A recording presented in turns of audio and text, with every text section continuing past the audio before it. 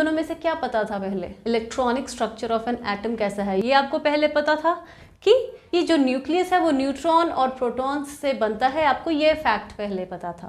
तो सबसे पहले हमें पता था electronic structure of an atom, ये चीज़ पहले पता चल गई थी।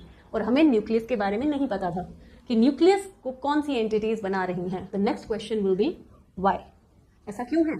ऐसा इसलिए है क्योंकि the force that holds the electron to the nucleus, जो इलेक्ट्रॉन को होल्ड करती है न्यूक्लियस से, that is much smaller in magnitude than the force that holds the nucleons together in a nucleus.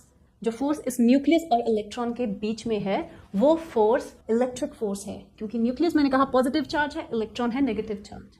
तो जो ये इलेक्ट्रिक फोर्स है इसका मैग्नीट्यूड बहुत कम है, बहुत ही कम है, किससे? उस फोर्स से जो कि न्यूट्रॉन और प्रोटॉन्स को एक न्यूक्लियस में रखती है। तो अगर ये चीज़ समझ आ रही है तो आपको ये भी समझ आना चाहिए कि जो फोर्स है जो ये न्यूट्रॉन और प्रोटॉन को होल्ड कर रही है न्यूक्लियस में, वो अगर बहुत ज़्यादा है तो उतना ही मुश्किल होगा उस न्यूक्लियस को तोड़ के जानना कि उसके अंदर है क्या।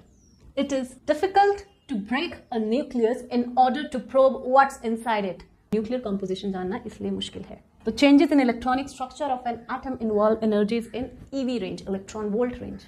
However, if you talk about the changes in the nuclear structure, तो these involve energies of MeV range. और आपको पता है 1 MeV is 10 to the power of 6 eV.